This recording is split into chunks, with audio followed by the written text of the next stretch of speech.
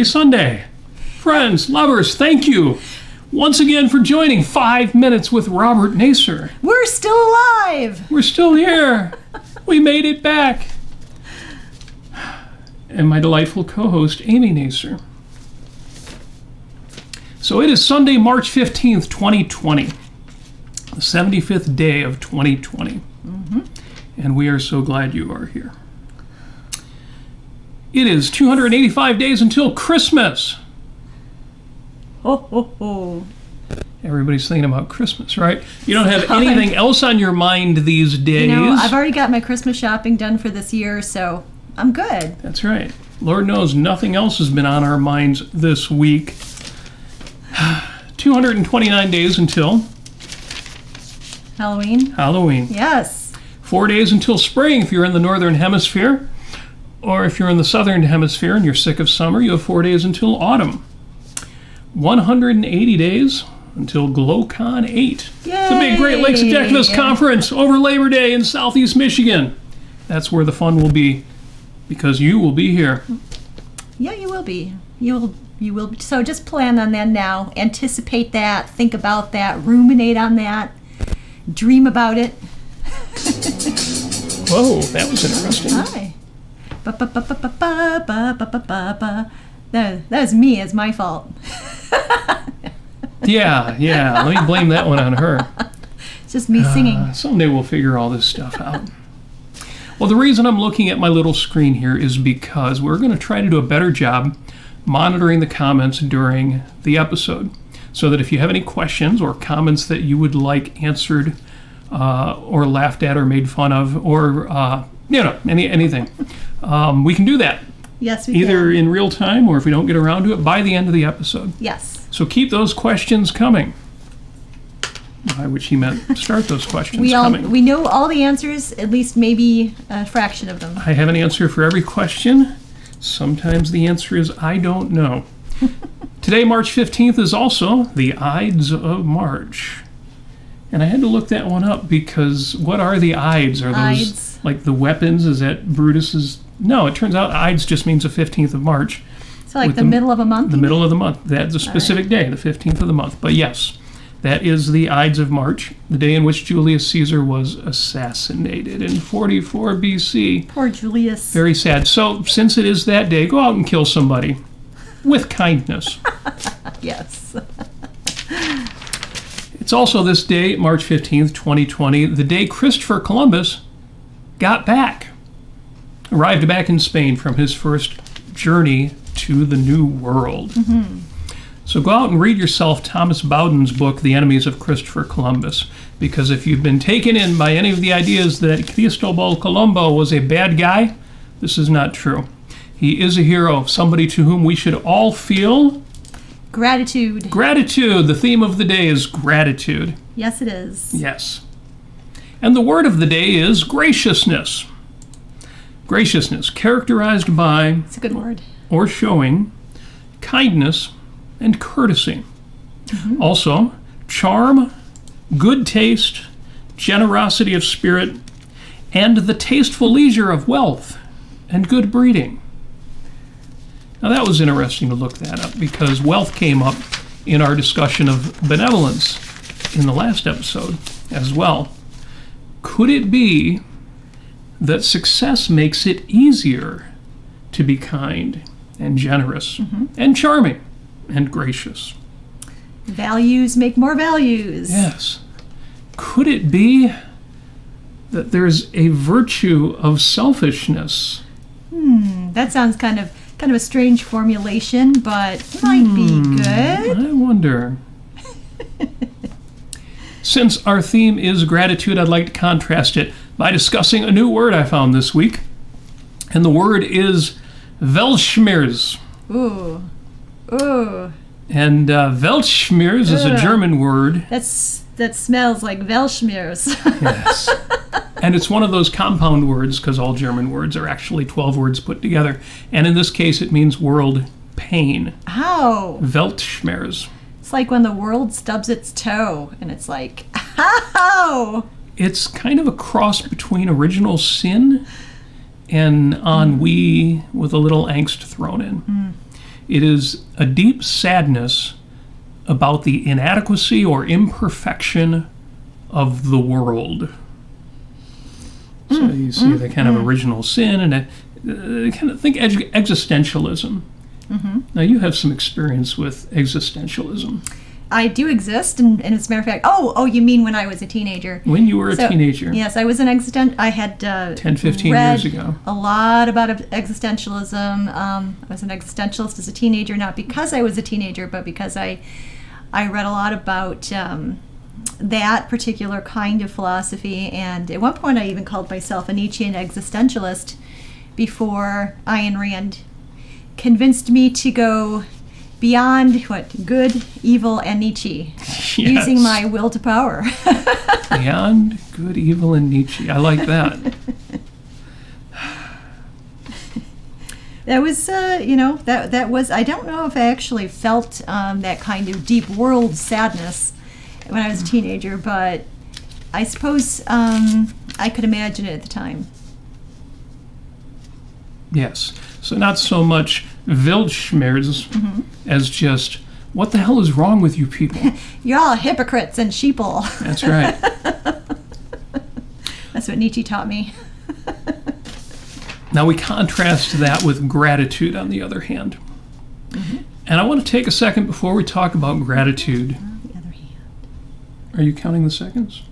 Oh, the other hand. Thank you. Hand, and this Thank is the you other for hand. providing the other hand. It's a visual. Is she great or what? Now, I'm going to take a moment before we discuss gratitude to talk about the Hedonic Treadmill. That sounds like a good workout. Yes. Well, since we're talking about existentialism, you could contrast that with hedonism.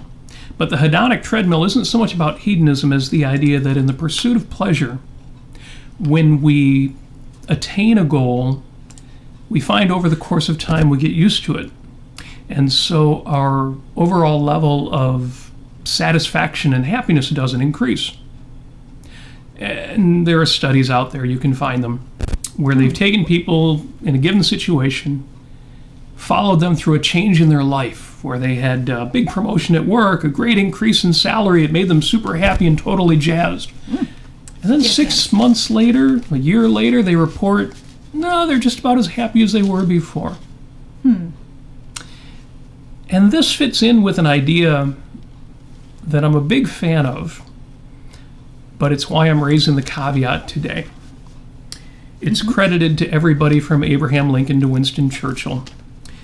And you've probably seen the quote, if you're one of these folks who follows aphorisms like I do, that everybody is just about as happy as they've made up their mind to be. You mean you have a choice in the matter? You do. Oh. But it's more complicated than that. Okay. And a friend pointed out on the social networks recently The interwebs. that can be an extraordinarily hurtful thing to tell somebody who is depressed. And I mean in a state of psychological depression. Yes. Or somebody who's going through some other psychological challenge where it's not their fault that they're sad, they're going through something. This idea that you can just decide to be happy takes a lot of things for granted. So we'll be talking about that in future episodes, because I'm going to make that point, that nobody's as in control of your happiness as you are. But I don't ever want to lose sight of the fact that the inverse, the opposite, should never be taken as a cause for guilt. Because there are many, many reasons why people are going through challenges that are, if not completely, at least in the moment, beyond their control. So even though you feel like you're in control of your conceptual mechanism, your rational faculty, you also have this emotional mechanism that you're not always in direct control over? Yes. I see. And it goes far beyond just your conceptual faculty and your emotional faculty, because consciousness contains much more than those two things. Yes. And that's why psychology is complicated. Yeah. And that you shouldn't feel guilty for not being able to change your mood at a moment's notice? In fact, you shouldn't expect to be able to change your mood at a moment's notice. Because emotions are the result of prior thinking and the impact of the subconscious and other parts of consciousness. Yes. We sometimes forget consciousness isn't just thought and emotion. There is a subconscious mechanism that the folks at the Harry Binswanger list are discussing in some detail. What parts of that are actually cognitive, if any? You should join the HB list, Harry Binswanger's list, if you want to have these kinds of complicated discussions. But in any event, Yes. your emotional state, your psychological state is not open to direct free will. And the reason we mention that on this day in which we're talking about gratitude is because somebody out there doesn't have much to be grateful for. And the kinds of insights and advice that we would offer will be useful to them, but they ain't necessarily going to make them happy. And that needs to be acknowledged up front. Some people have got it hard out there. Yeah. And some people are going through some stuff. And especially in these days of Covfefe 2019, Covfefe 2019. we need to realize people are going through stuff. Yes. And that's cool. That's okay. That is as it should be. We'll talk more about you should reach out for that, for help. Always open up Yes. on another episode. This week we're talking about gratitude. And gratitude, unlike Weltschmerz, is a state of mind which flows from focusing not on the disappointments or shortcomings of the world, but upon its values, opportunities, and experiences. And I would say especially focusing on the man-made, the limitless bounty of goods and services and inventions and innovations and art and beauty which surround us every day without end. Yeah, like my trophy husband here. Oh, yes, that's right. We've talked about this in prior episodes. See, I say that like there are 100 behind us. There's 2 or 1.5. It's toilet paper math. It's toilet paper math. That's right. 4 mega rolls equals 7,000 regular rolls. 2 podcasts equal 2,000. Well, normally I say one of the things we can be grateful for is you can walk into any supermarket and buy anything you want. What's this? Like Corona. Oh, no! Run away. You got to support these guys when they're going through hard times. Yes. It's just beer, everybody. There's a post I've shared on my Facebook wall. All of you who are Take a friends breath. of Robert Nasir, and everybody is. And you should read that. Support your small businesses. Support the makers of beer that you don't even like. I don't drink beer, but I'm drinking beer right now because... Yeah. I actually discovered... I'm sorry to interrupt. Have a drink. Go right ahead. I'm busy here. Yes. Okay. I learned today, actually I didn't learn, but there's somebody out there who had this really creative idea. If you want to support your local and your small businesses and your local entrepreneurs, give them a little hug for now. Donate some money to them perhaps, or buy a gift card from them so that you can use that later. It's cash in their pocket now, and you can look forward to something in the future. That's right. Support the businesses you like, even if NCOV 2019 has got you staying home more often and not hitting the restaurants, not hitting the shops. I have a question here from Carrie Ann Biondi, and thank you, Carrie, for complimenting my necklace, my Deathly Hallows necklace. That's deathly, but hollowed. It's totally going to protect me in these times of trial. So she asks, even when someone is undergoing a difficult time, could it be enough to know that being alive is sufficient for gratitude, since there is still time to regain value in the life that remains? It can. That's a beautiful question, Carrie Ann. It is, Thank you. and you've, what's the word I'm looking for? You have anticipated Yes. where we're going with our discussion of gratitude. But it's also why I put the disclaimer up front, because I have known people who are medically in such pain, for example, they're not going to feel that. And I just want to acknowledge that up front. But you're absolutely right. Underneath it all are the values, the value of life, at least the possibility of things getting better. And those bedrock values that are never shaken. Carrie Ann is out there thinking, he's going to say something about pain only goes down to a certain point, right? And I'm going to say that. In The Fountainhead, Yes. our hero, Howard Rourke, goes through no end of challenges, and at one point he's discussing what he's going through, and he says, the pain can only go down to a certain point. And in this particular case, something is being taken away from him. It's being destroyed. Actually, it's being worse than destroyed. It's being modified beyond belief. Mm-hmm. And he says, all that matters is that I did it. I built it. I designed it.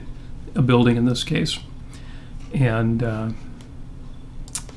so yes, the pain only goes down to a certain point. Mm-hmm. And the stronger your underlying values, the stronger your foundation, the stronger your philosophic understanding, but more the stronger you live that philosophical understanding, whatever else happens, you've always got that. You've got your identity, you've got your values, and hopefully you've got your friends, your family, your lover. And hopefully you're in good general health, because when you are, you can... I often feel that kind of... It's very loose wording here, but that kind of Zen feeling. Robert and I were just taking a walk in the sunshine, and I was moving about, and I was marching and skipping and jumping, and just really, just really enjoying myself, just in this particular moment, in this kind of the context of going for a walk. And I just focused on that, and I focused on all of my senses, and I focused on everything that I saw and that I felt, and I really appreciated it, and I was really in the moment. That whole mindfulness thing, Well, that's a good point. Since Carrie Ann talks about, can you still hold on to the fact that there's time left to regain values? Mm-hmm. And it's a good point, because my initial reaction was, well, some people are hopeless. They're in a situation where they have no hope to regain their values. But as you point out, even if I'm focused on values I may or may not be able to regain, we are surrounded by values, and those at least... beautiful day, the sun on your back, the clothes on your skin can give you the sense that values will be possible again. Even taking a nice deep breath makes you feel better. So I think that's something we all should be doing.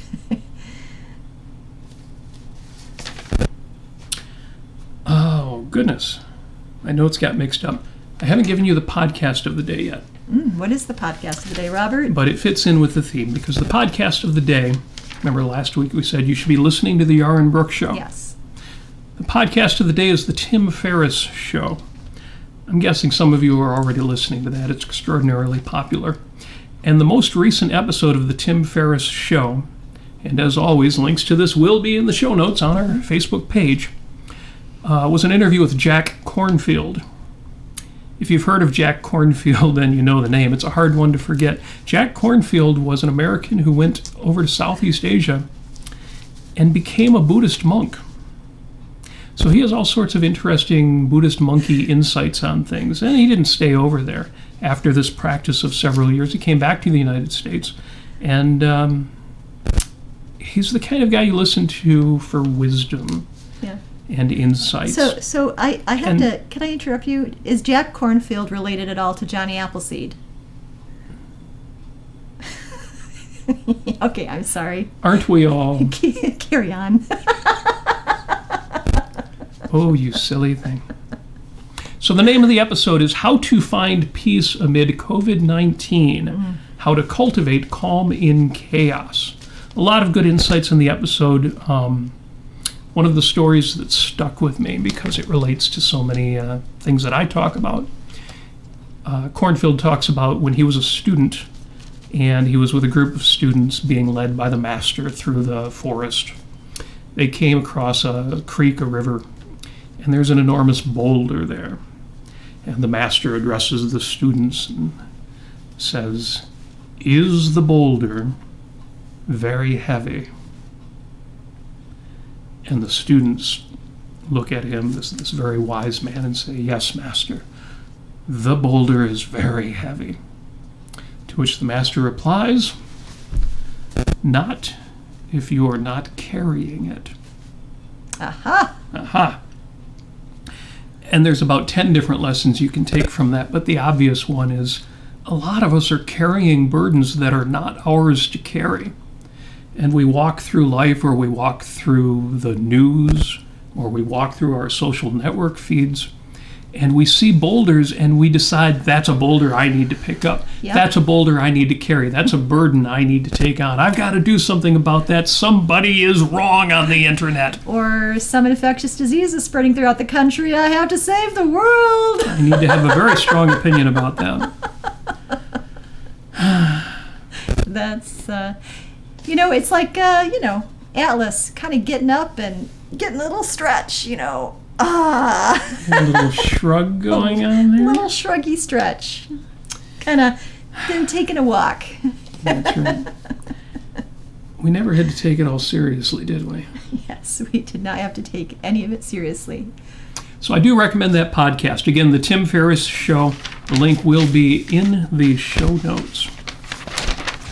Excellent. Excellent. It is excellent. Mm-hmm. It was an excellent recommendation, if I do say so myself. That's excellent. Damn.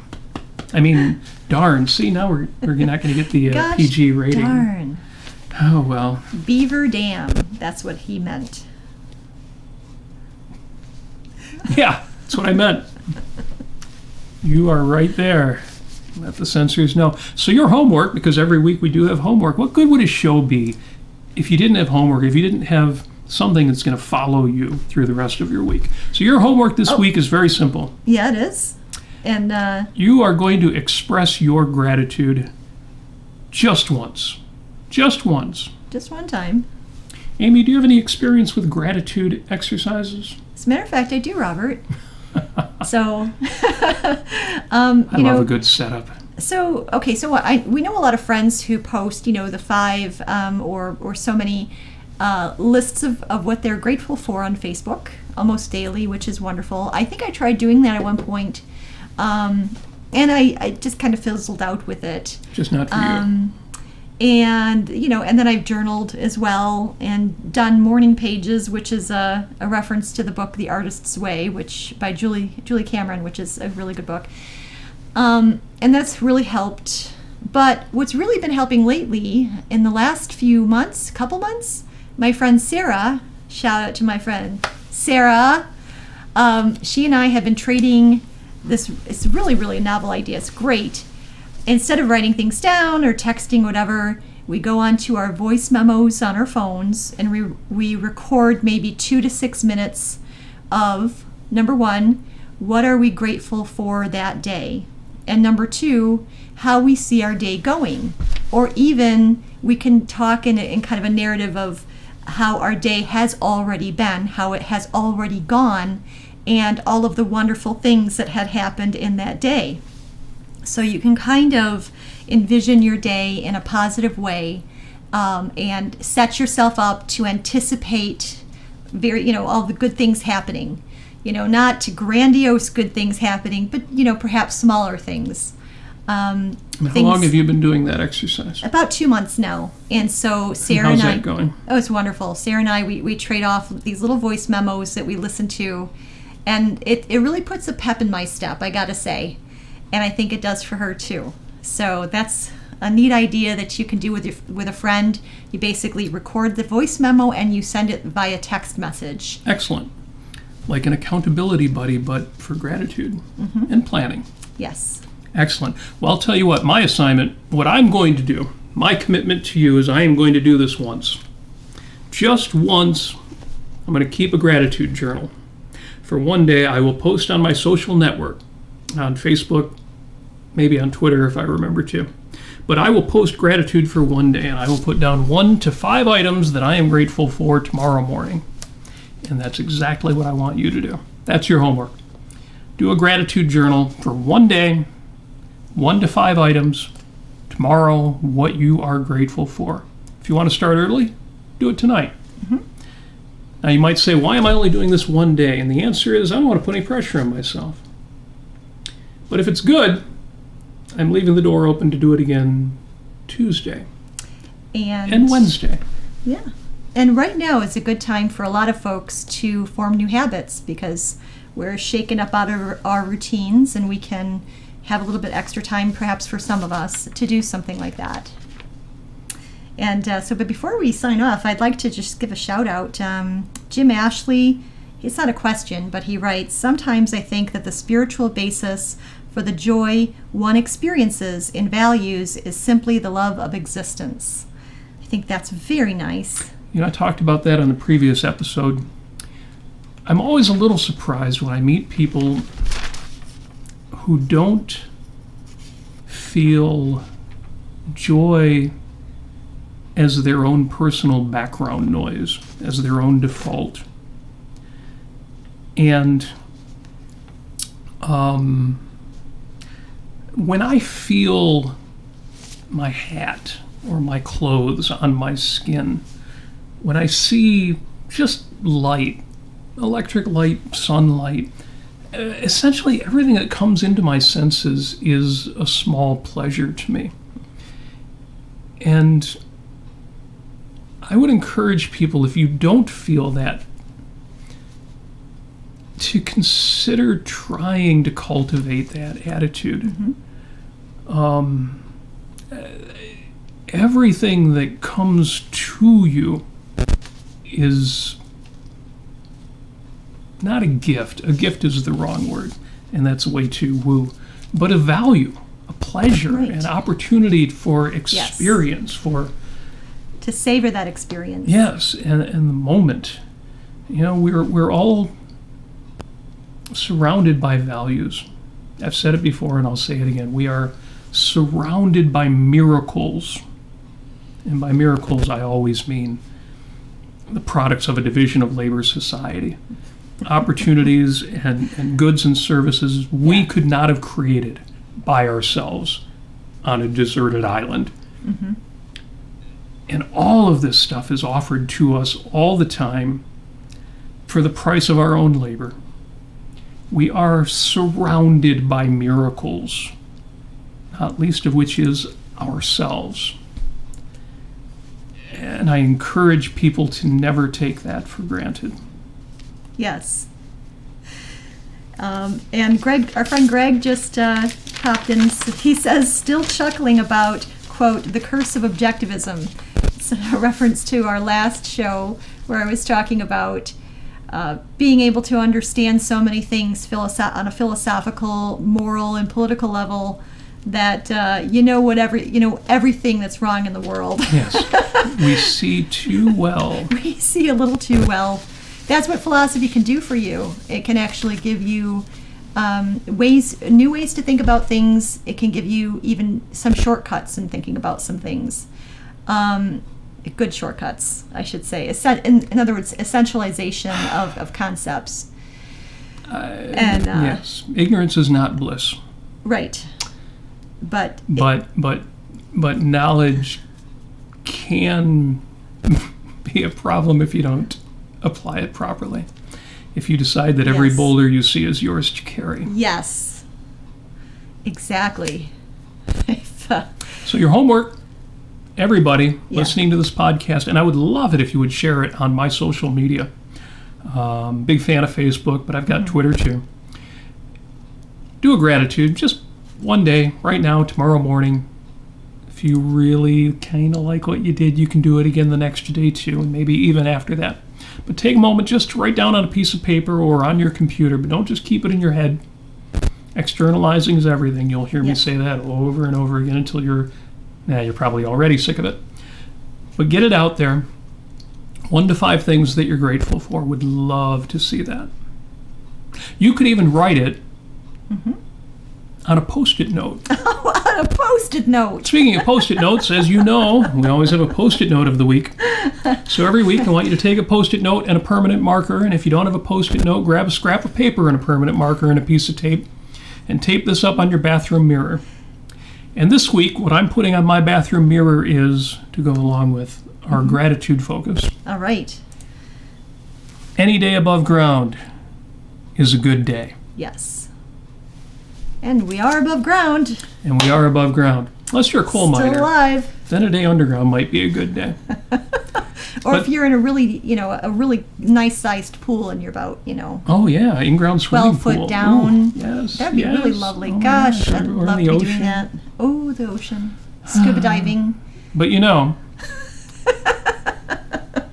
you may have the best or the worst parents in the world. You may have the best or the worst job in the world. You might not even have a job. You could have all the troubles or all the blessings in the world. But here's one thing. You were born. You were gifted a life. Mm-hmm.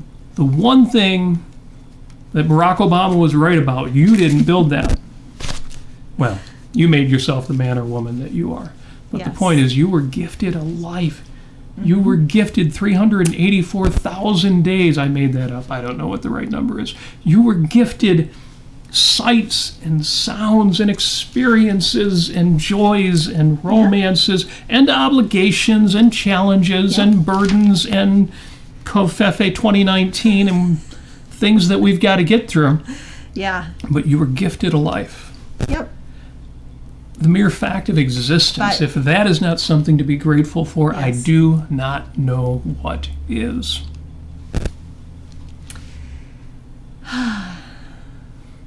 Amy is more from the, I want to change everything and fix everything crowd. Yes. I have, despite my outward appearance sometimes, inside I'm just a seething cauldron of cynicism. That's what I am.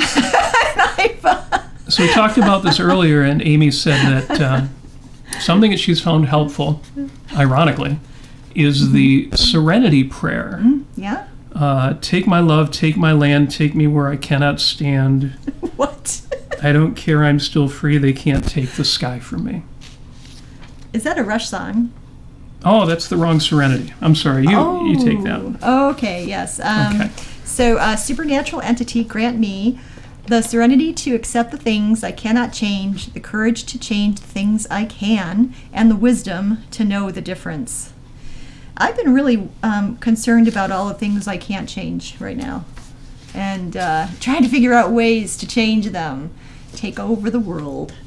But I don't think I can do that, and I think that's extraordinarily irrational for me to do. So as of tomorrow, I'm going to, you're not going to be seeing any posts from me about Covfefe 19 or anything. I'm just going to think about bunnies and think about work and have a good day where I'm just thinking about my values. You be grateful for your trophy husband. Yes, I'm grateful for my trophy husband.